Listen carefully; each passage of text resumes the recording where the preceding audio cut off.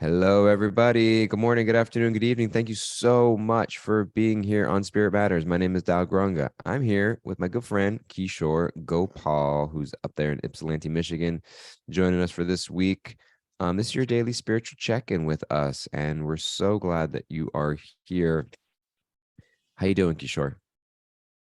Yeah, I'm great. I'm glad to be here. Um, it's a great way to start the day Ooh, with some spiritual discussion and also association with like-minded individuals. So I'm very grateful. you read that script perfectly. I'm just joking. That was beautifully said. Thank you. I'm just saying we didn't tell him to say that he actually feels that way. There was something somebody sent us a beautiful. We're collecting testimonials for Spirit Matters, so we can put them on our webpage and our cards and our and one beautiful one came in. You know who you are if you wrote this. Spirit Matters podcast is a special place where we all come together from all over the world, feeling welcomed, knowing this is where we belong. And for 30 minutes, we open our hearts to the teachings of the Gita as a family, as a beautiful spiritual family. Every episode is a new experience. Every reading is a new lesson as we all understand the value of this community. I'm grateful to be part of this loving family where we are all searching for the same thing, the journey home. That's such a beautiful thing that I think I'm so happy that people are having that experience and that it's exactly what we're here for. It's really a place for us to come and find connection and feel like we have a family. And like you said, a great way to start the day. Or some people you might be ending the day wherever you are, however you're going. Appreciate that. Leslie in our chat said, I really got a lot from the conversation of the modes of material nature influencing attachment and detachment yesterday. Do you remember talking about that, Kishore? Yes. Yes, good. Okay. So we're reading for those of us who are tuning in. If you missed yesterday, please go check out yesterday so you can still listen to today. It's fine, but it'll give you a little context for today. We're reading the Bhagavad Gita and we're in the 4th chapter. We've been reading verse 10. We've been reading, I think, verse 10 this whole week mostly because there's a lot that's there and there's a beautiful verse and a commentary. And we were talking a lot yesterday about, excuse me, attachment and detachment. And Kishore, you brought up really beautifully sort of ways because detachment is a big part of spiritual life. And I think it's a question that comes up often for a lot of people. Like, what does it really mean to be detached and what's healthy? Like, does that mean I stop caring about my family and I stop caring about my work and it doesn't matter what happens and nothing matters? And is that detachment? That sounds a little like blah.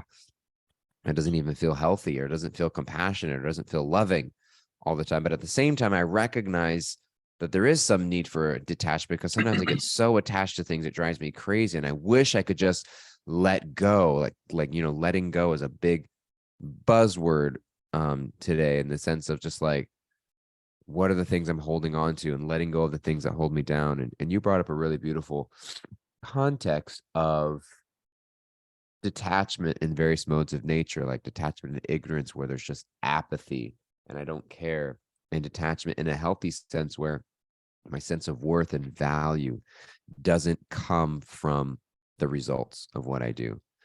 And so Krishna read this verse, being freed from attachment, fear, and anger, being fully absorbed in me and taking refuge in me.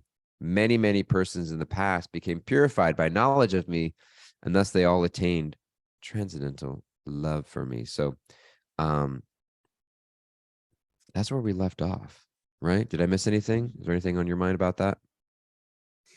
Um, well, there's one interesting thing also I heard yesterday, just by happenstance, in this same connection, which I thought was really interesting.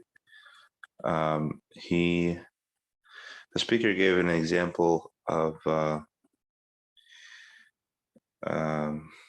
was it? Um, a tar baby. A tar A tar baby. baby? Yeah, a What's a tar tar baby. baby? It's from an old story from the 1800s where a fox is trying to catch a rabbit, and he gets a doll made of tar and turpentine, And so the idea is that the rabbit will tries to fight with the tar baby, but the more that he fights, the more entangled and sticky he becomes. And so Mm, the example is given that um, the more we try to control the material energy and fight with the material energy to get what we want, the more we become stuck. And of course, also in the previous chapter of Bhagavad Gita itself, it also mentions that karma generates more karma. The more we are continuing to engage with the material energy in so many different ways, we generate more karma, which we also have to continue living in the world in order to, uh, you know, uh, burn it off, so to speak, mm, to clear our debt. And so that kind of perpetuates our existence in the material world. So I thought that was really fascinating because it's like, trying to solve material problems with material solutions in a way that we mm, want to solve our problems or satisfy our desires using the elements of the material energy. mm, Uh, and the detachment, the importance or the value of detachment is that it can cut that um, that cycle. We can jump off the conveyor belt, so to speak, um, because as long as we are attached, we keep generating more karma. Actually, that we keep, mm. and then we have to keep, you know, um, um, I can't think of the right word, but it's like we have to keep fulfilling our quota um, to burn off that karma. And Mm. so I thought that was really fascinating. Another angle in the value of detachment in that way. Yeah. I was thinking yesterday I was also speaking about something not on this podcast but elsewhere about just the nature of like I think attachment and detachment is a natural byproduct of knowledge and wisdom. We become attached to things because of the story that we create Mhm. around them, right? Yeah. And sometimes that story may or may not be true, like Mhm. I remember when I was a kid, I grew up in California. And so we have earthquakes in California. That's our natural disaster. I remember when I went to school at elementary school, every year we'd have to bring our earthquake kit, which was a big like gallon size or bigger size Ziploc bag filled with imperishable food items like a Nature Valley granola bar and maybe like a fruit snack and like maybe like a small can of fruit and a water bottle. You'd have to put all those there and you'd put your name on it. And then there'd be a big giant like 30-gallon trash can where all the kids would put their earthquake kit in the trash can. And it was like, in case there's an earthquake and the building collapses and we need food, here's your Oh my God. earthquake kit. We would have earthquake drills where, earthquake drill, and everyone would have to get under their desk and like, or exit the building. And so we had earthquakes every now and then. Um, and I remember when I was a little kid, we had an earthquake, and I think there was an earthquake, and um, I was in the kitchen, and like the dishwasher was going to go on at the moment that the earthquake happened.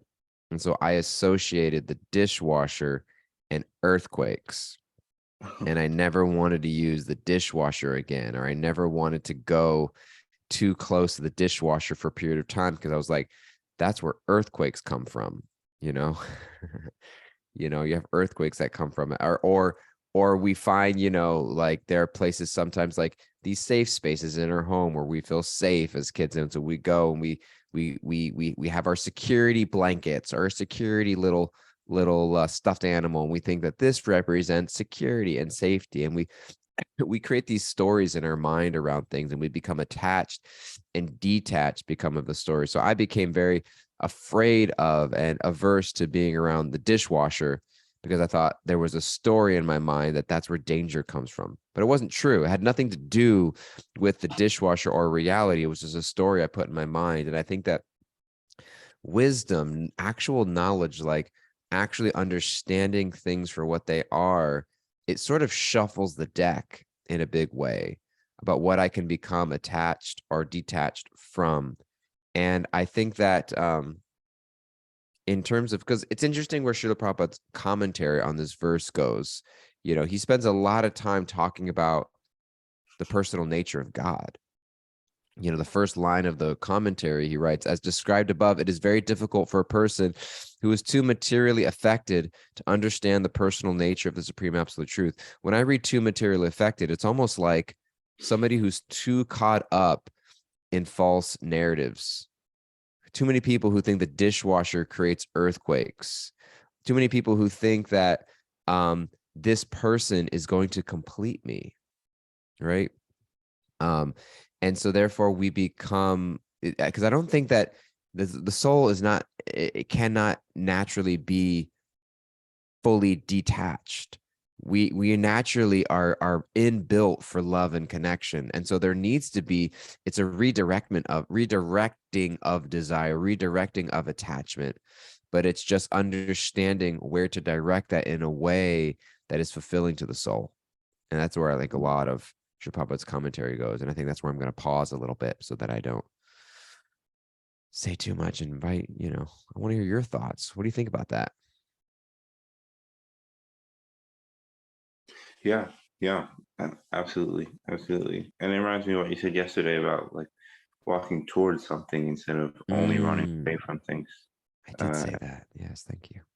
and I think that's the unique thing about bhakti is that it's actually all about walking towards something. It's just that maybe in the early stages, or maybe like if we don't have the right understanding, we can get really obsessed with what we're trying to avoid, and that can make spiritual life very yeah, just really intense and in like in a more negative way. Um, and then eventually you start to learn like, yeah, actually, it's more about what we're walking towards, and yeah, like you said, developing an attachment in the right direction, you know. Mm. And so, yeah, I think that's a great explanation. I think that's really the essence is that the detachment comes from becoming attached, reposing our attachment into the spiritual rather than the material. Mm. And What do then you, what? even, Oh, go ahead. yeah, Sorry. No, keep going. Keep it rolling. uh, I don't remember what I was going to say. I ruined it. I ruined it. No, I was no. going to ask you what is something that you're trying to walk towards in your life? And Hmm. what does that journey look like for you in terms of today, or maybe at a particular time in your life of Hmm. walking towards something and trying to become less obsessed with the negative and more just kind of moving towards the positive. Yeah. Um, well, I think one of the main things for me is to find joy in all elements of my spiritual practice. I found that mostly, not mostly, in certain areas, I'm very kind of pessimistic. It's like the anticipation of struggle is like very off-putting for me. Say, for example, I want to sit and read, but I know that for probably the first 10 minutes, like it's not going to be super easy. My mind's going to be running all over the place. And I have to just, stick it out. And then after that, it'll be really nice. But I think I've maybe become too accustomed to like anticipating struggle in my spiritual life that it's not as I don't feel like excited to do certain things. And so I feel like my something I would like to do and I'm trying to do is to change that perspective and focus more on like gratitude. Like, oh, I'm really grateful actually that I have the opportunity to sit and engage with this kind of amazing literature, and there's so many, and obviously even now, like doing things like this where we have a discussion and so many amazing things come out of like 3 sentences that we read. And so, yeah, just trying to change my perspective and looking to to see everything with more gratitude, because I feel like um, that kind of you know coloration of the glasses, so to speak, seeing everything through gratitude, it makes everything much more enjoyable. And it's also something real. It's not like a placebo, like I'm just imagining that everything is nice. It's like, actually, no, there are real things that I can be grateful for every day. And that makes it that I'm starting to look forward to doing things and look forward to seeing people around me who I value. So in that way, I think that's probably something that's really important for me to move towards. Yeah, thank you. I really appreciate that a lot, because I think that it's quite common in spiritual life, and I have a tendency to fall into this um understanding sometime that like things have to be hard. Mm, If you're enjoying life, you're doing something wrong. you know that you've got to make it like like no pain no gain, right? We have that phrase, and we bring that into spiritual life also, that like you got to go through suffering in order to get towards meaning and purpose. And mm, so we create sometimes unnecessary suffering, or we start to create, I like how you said, like, I start to dread things because I'm anticipating some sort of struggle. mm, And I think that it's really important for us to making sure that we're finding the joy in our practices. mm, Yeah, there's always going to be some sacrifice, there's always going to be some struggle, and if we never embrace or move towards struggle, then we're likely not to grow. Just like when you work out at a gym, like, what are you doing when you go to the gym? Like, you're literally like tearing your muscles and then giving them space to heal so that they grow back bigger than where they were before you started. Like, that's why you're tired after the gym, or you feel sore, because you're actually like working at your body. It's a certain type of suffering. The working at the gym, it feels good, but your body is actually suffering. You're punishing your body to, and it's how do I do that in a way that is healthy and is mm, balanced, and but I feel good about it because I know that I'm growing and I'm developing. But if it goes to the point where I don't even feel good about this anymore, and it just feels like I'm torturing myself. And Krishna also mentions that, later in the Gita, he doesn't mention the gym. I don't know what the Sanskrit word for gym is, but he does mention the idea that, of austerity and sacrifice in the modes of goodness, passion, and ignorance, and how if we're just torturing ourselves for torture's sake, like, that's not spiritual. That's mm, not leading me towards positive attachment towards spirit. That's just a manifestation of ego and control. That's just like creating harm for myself and others. But I think that finding that sweet spot where it's like, okay, yeah, there is some discomfort and I'm willing to work with that, but it's also really, really important for me to find joy, to find mm, happiness. And if I'm going, I love what Steve Jobs said when he gave us that Stanford keynote address. I think it was in 2005. And he asked himself the question, every day he'd ask himself the question, you know, if today were the last day of my life, would I be doing what I'm doing today? And he didn't say, if the answer is no, then I need to change. If he said, if the answer was no, too many days in a row, then I mm, knew I needed to look at something. And so it's mm, not like, am I happy all the time? Does this bring me joy in every single moment? And so, Marie Kondo is like, does it spark joy in you? And I'm like, does everything in my house need to spark joy? Do I need to throw out everything that's not just like illuminating brightness and joy? right. And it's like, no, not necessarily. But it's like, if I'm finding am I happy today? Oh my God, I got to be happy all the time. It's like, no. But if I'm finding myself unable to find joy for too prolonged a period of time, and I think that's the self-awareness of spiritual life, of like, am I checking in with myself? Am I just rolling down a hill?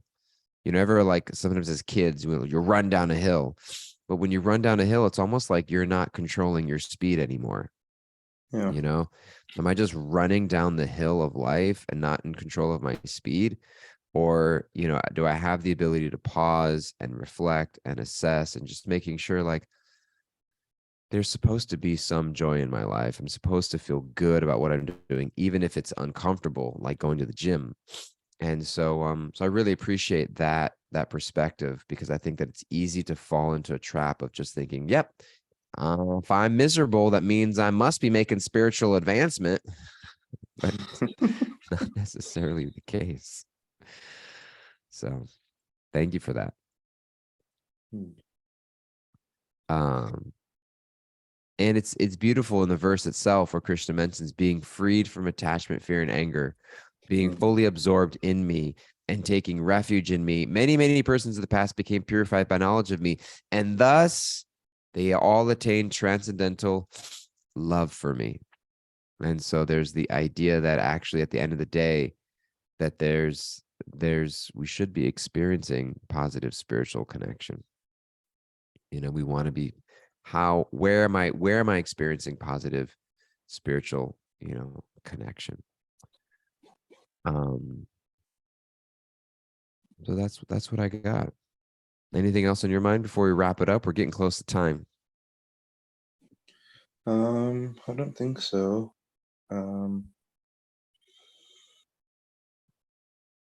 Well, I guess just one thing is, you had mentioned how the purport largely speaks about Krishna's personal aspect, having that personal perception of God and understanding his kind of individuality in that sense. And I guess the last thing I can say is developing attachment to Krishna to whatever degree we feel ready for seems to also be important, because a lot of the bhakti is about Krishna. and I've often thought about how awkward it would be if I didn't have any interest or attachment in Krishna. Like, the whole bhakti thing would be kind of hard. Like, it's like, why is everything about him? So That came up to me yesterday or Tuesday. I was in a conversation where somebody was like, wow, like, why is Krishna talking so much about, this could be tomorrow's conversation. Why is Krishna talking so much about like serving him and being attached to him and loving him? And then I was just thinking, like, what is the context in which this is being said? What is the relationship between Krishna and Arjuna? Krishna has taken the position of Arjuna's chariot driver,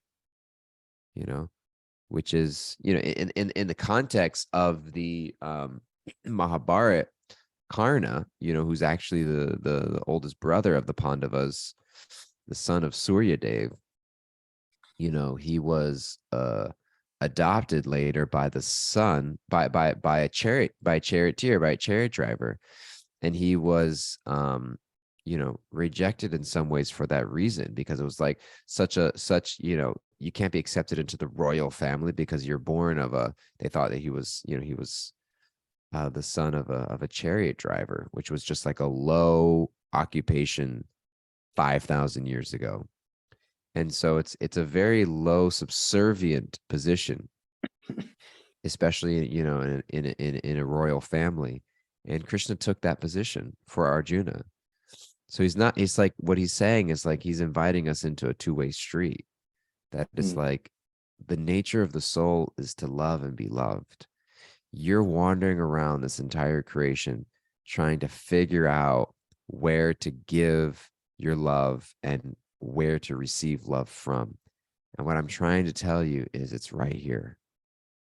Like, I'm not saying just like, I'm not looking for servants, because Krishna is Atmaram. He's self-satisfied. He doesn't need anything other than the love of our heart, which he's also willing to exchange with us. And so it's Krishna's just saying, like, you've been looking for love in all the wrong places. And and he's just asking the question, how is that working out for you?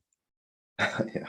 Like, if it's working out, great. You keep doing what you're doing, if it's all good. But like, Arjuna, I'm just reminding you, were in a puddle of tears and confusion just a couple chapters ago, And so if life is going good, by all means, don't add Krishna. But what Krishna's saying, like, from what I see, there's something missing.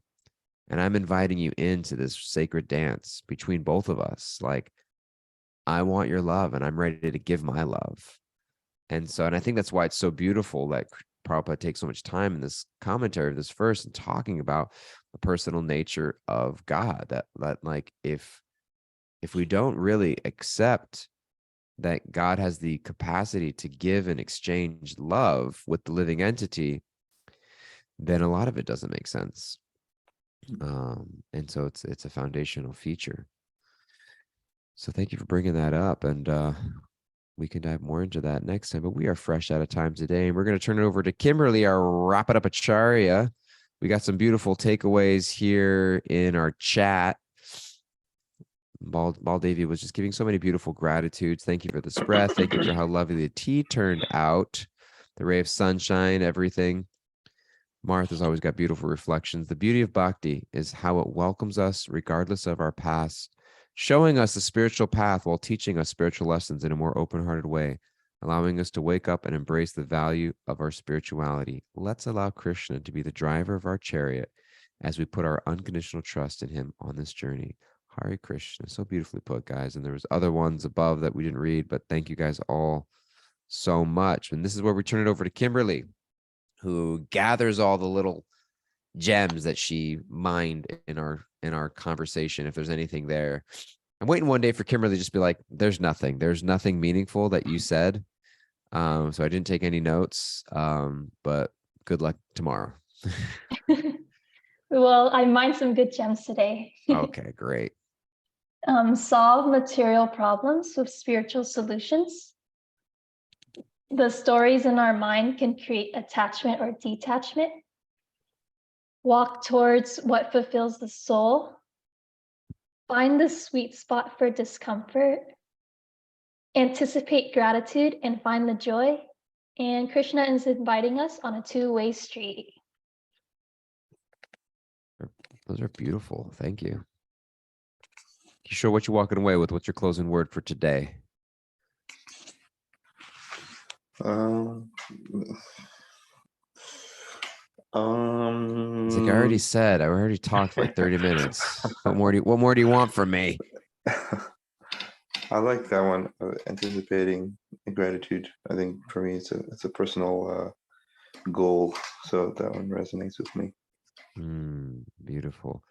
I like the idea of like we were talking about walking towards something, and the stories in our mind create attachment and or aversion or detachment. And just, I think it's just such an ongoing, powerful practice to just observe the stories in my mind and allow myself to consider that there are alternate stories that I can write. I don't have to just accept this narrative. And so that's very freeing and liberating.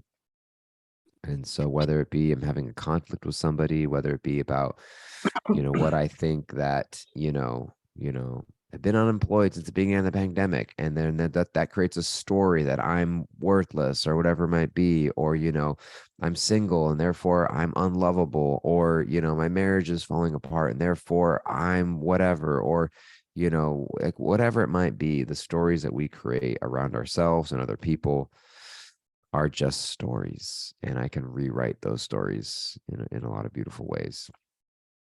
And so, yeah, thank you for that. Thank you for all the love, guys. We appreciate you a lot.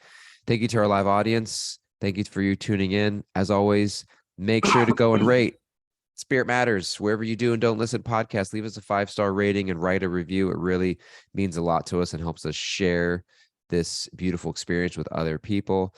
And we're recruiting. If you'd like to get involved in and help us start a media team for Spirit Matters to help us create reels, posts, pull out quotes, we're creating a media team. We're looking for people with some sort of media experience. So if you have experience with social media or working with film editing, even on a slight level, we would love people to creating a media team, just to help us be able to share what we're doing with more people. Please write to us at spiritmatters@bhakticenter.org. We love you all a lot. We'll be here same time, same place tomorrow. Take care and bye-bye.